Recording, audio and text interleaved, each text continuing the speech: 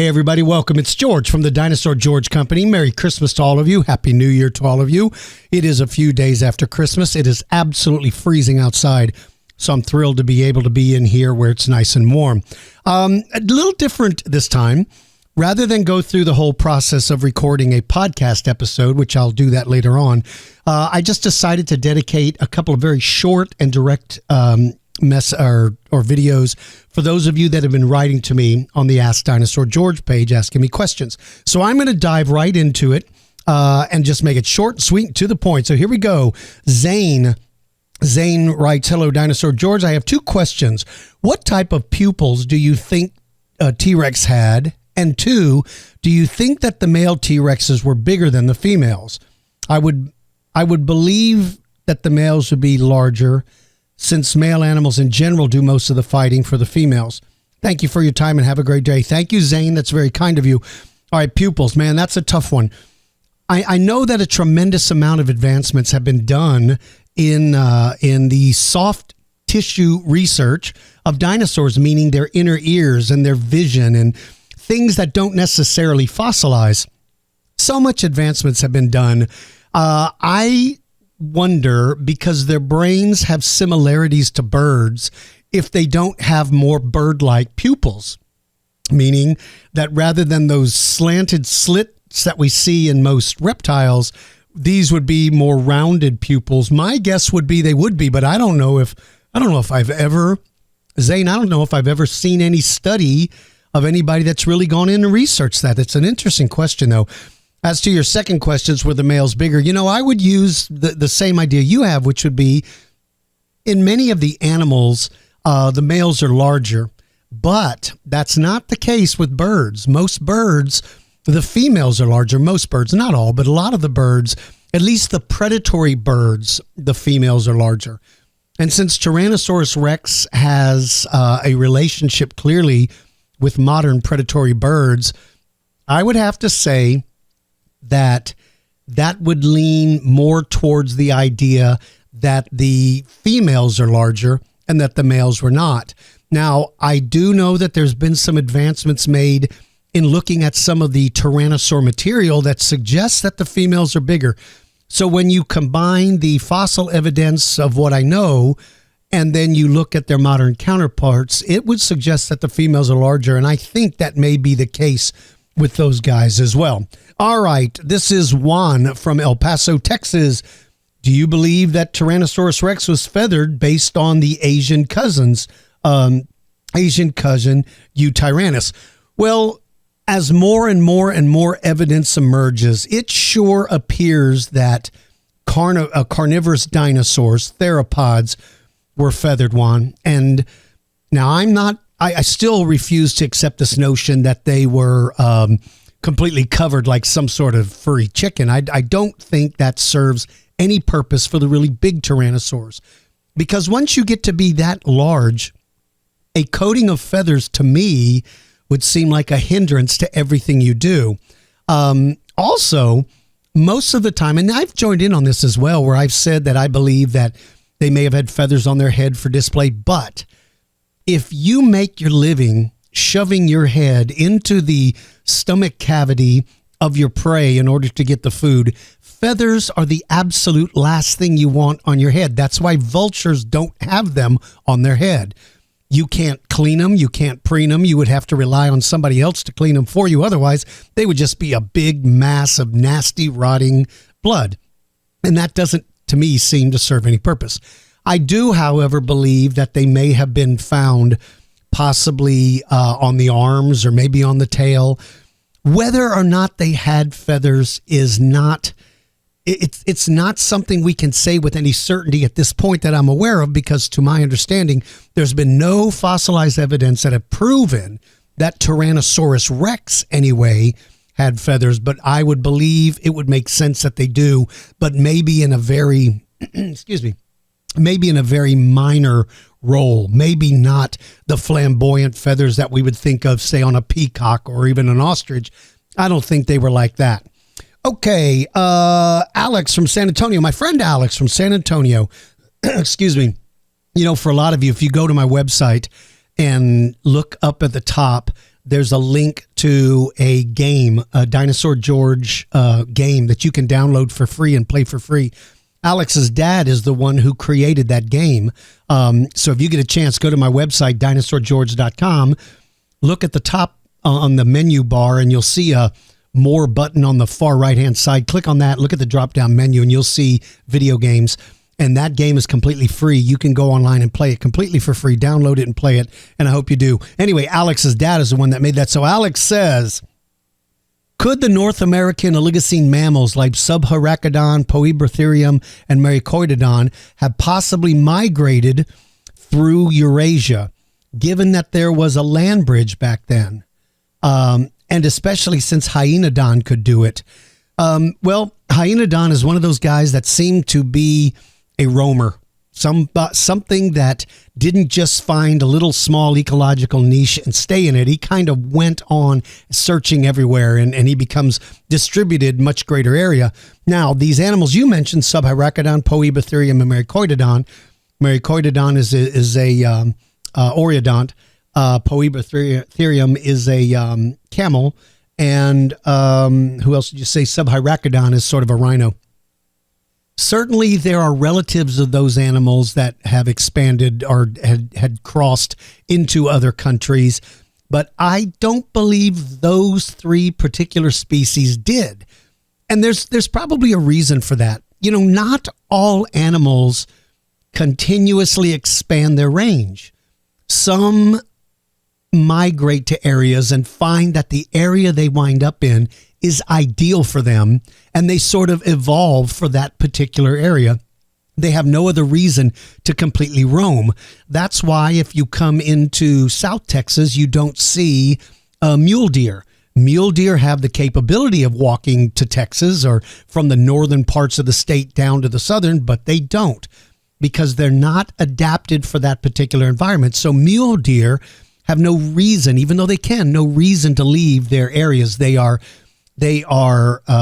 evolved for that particular area. So I believe, Alex, that the animals that you mentioned may have been in the same situation, and that is, why move if everything seems to be exactly what you want? Alex, nice to hear from you. Merry Christmas to you and your family. And again, for everybody out there, go to my website, dinosaurgeorge.com.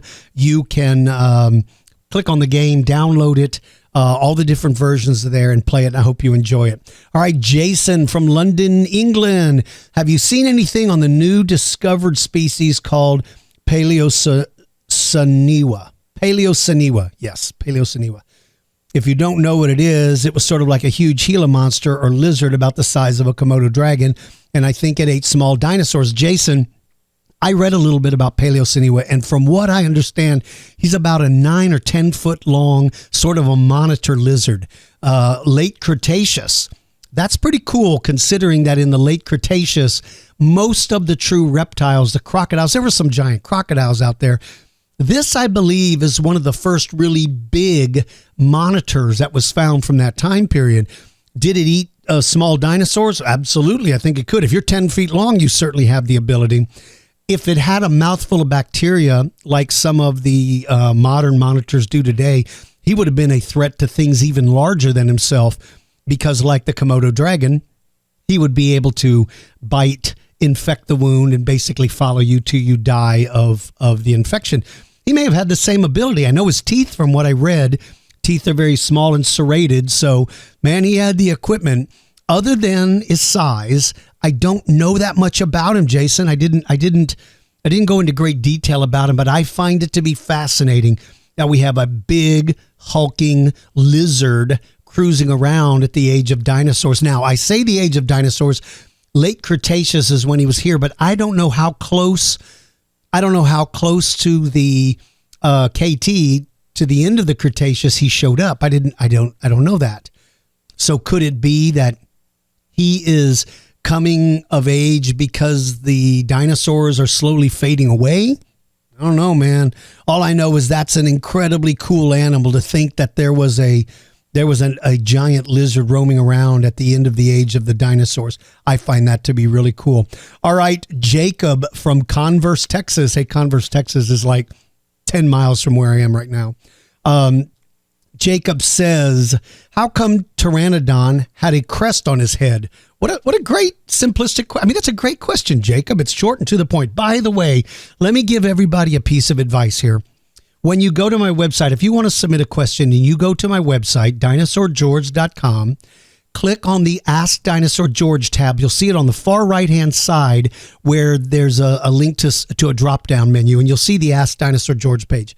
When you submit a question, don't submit incredibly long questions, because the people who go through those questions and forward to me the ones that they think would make good questions almost always choose short and to the point questions.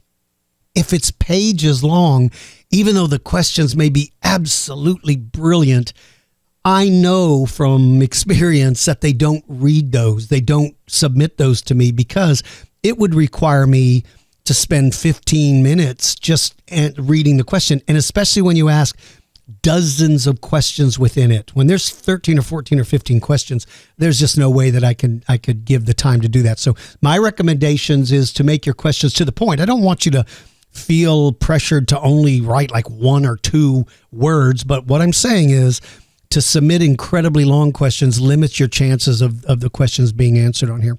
Okay, so Jacob says, how come Pteranodon had a crest on his head? Well, Jacob, I believe only one of the Pteranodons, I think it's Sternbergi, has the funky crest.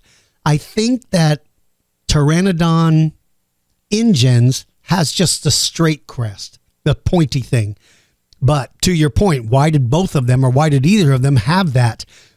As best I can tell, it may have acted as a rudder, the same way a rudder on a ship works, to help steer. I believe that the ability to turn their head would sort of change the wind coming over them and act as a rudder. And that may be what they were for. Certainly with those big crests, a lot of pterosaurs have them. Those big crests, some of them were ridiculously gaudy, and to turn their head at all would have certainly impacted their flight pattern. Certainly, there's no other way it could. I mean, maybe they could counterbalance with the way they held their wings, but those things are huge. So I think they worked as a rudder first, but I think secondarily, they may have worked as a traveling billboard to be able to advertise a little bit about who you were. My guess is they were probably brightly colored, and they probably served more than one purpose, which is something that you find a lot of times with animals. Things that we see don't necessarily evolve for one and only one thing. They kind of help. Let me give you an explanation of that.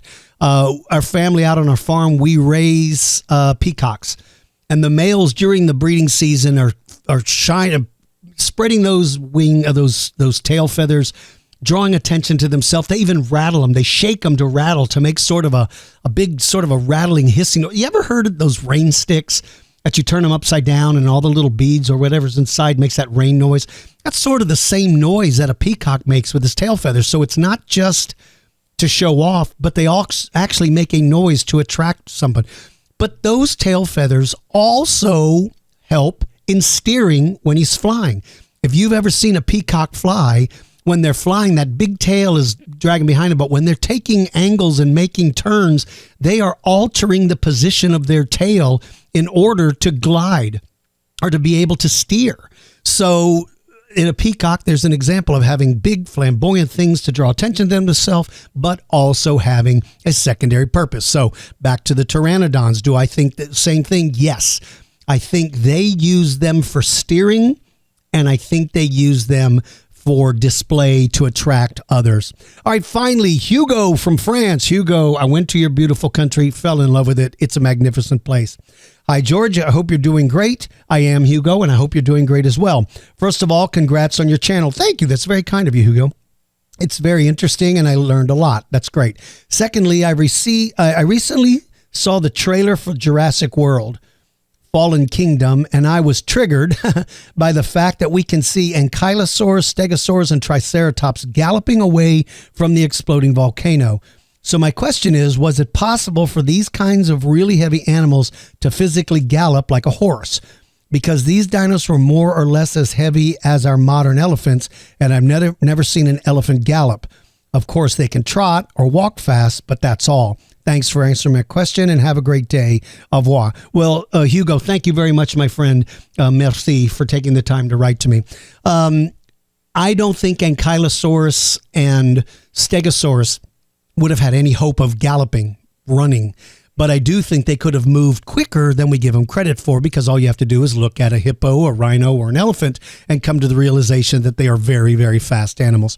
So I do think they had the ability to move quickly when they needed to. As for the Triceratops, he may have had a better opportunity to be able to gallop or trot because his body structure is a little bit different, and I think his center of gravity may have been more towards the front of the shoulders rather than the hips. And that would have given him some ability, I think, to be able to kind of sort of run at a faster gait than, say, Stegos or Ankylos. Okay, everybody, that's it for this segment. If you have a question, go to my website, dinosaurgeorge.com. Go over to the upper right. There's a drop-down menu that has Ask Dinosaur George. Go ahead and fill that out and submit it to me, and I'll do my best to answer it. I want to thank you all very much for all the kind words, all the kindness that you've shared with me over the years. I really appreciate your courtesy that you display on my channel. When you disagree with somebody, I appreciate that you make your point and stand up for your point. There's absolutely no reason to attack somebody who disagrees with you. I don't tolerate that sort of stuff, and I do go in and I delete those when they happen. But I will say this, rarely does it happen with those of you who read this all the time or watch my YouTube channel all the time. Most of you are very, very courteous and respectful to someone else. I love how you are willing to make your point and make it in a positive manner. That's the essence of science. It's not attacking somebody who disagrees with you. It is stating your point based on your opinion or your scientific evidence and then standing up for that. Good for all of you. All right, I'm going to try to shoot a couple of these today, so maybe we'll see 3 or 4 or 5 of these come up in the next couple of days. But thank you all so much. Happy New Year to you all, and thanks for taking the time to write. See ya.